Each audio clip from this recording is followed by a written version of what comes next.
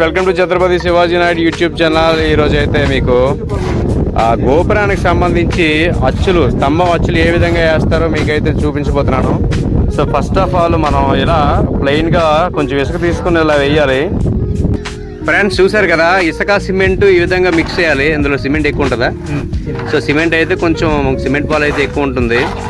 So ఇది మనకి స్తంభం వచ్చు అనమాట.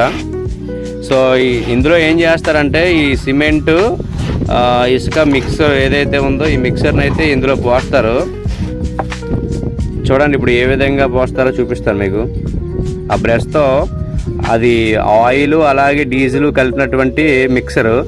ఆ మిక్సర్ని దీనికి అప్లై చేయాలి ఫస్ట్. ఎందుకంటే సో దీనికి అప్లై చేస్తే ఈ సిమెంట్ ఇందులో వేయగానే మళ్ళీ వెంటనే దీన్ని రిమూవ్ చేయాలి. అప్పుడు అంటే ఈజీగా వదిలేస్తుంది అనమాట. అందుకని చెప్పేసి ఆయిల్ అయితే పెడతారు. చూడండి ఎలా వేస్తున్నారో.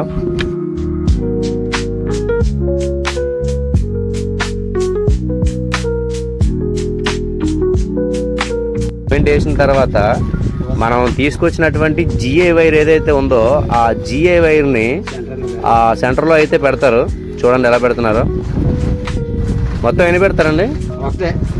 ఒకటే ఓన్లీ. ఓకే, ఒక అచ్చుకి ఒక జిఏ వైర్ అయితే పెడుతున్నారు.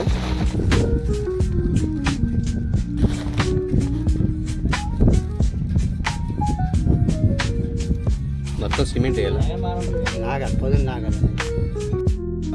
ఫ్రెండ్స్. పైన చూశారు కదా, పొడి సిమెంట్ అయితే వేస్తున్నారు. ఈ పొడి సిమెంట్ ఏంటంటే ఆ లోపల ఉన్నటువంటి లిక్విడ్ ఏదైతే ఉందో అదంతా ఆరిపోవడానికి సింపుల్గా ఈ పొడి సున్నం అయితే వేస్తున్నారు. చూసారు కదా, సింపుల్గా వచ్చి అయితే రెడీ అయిపోయింది.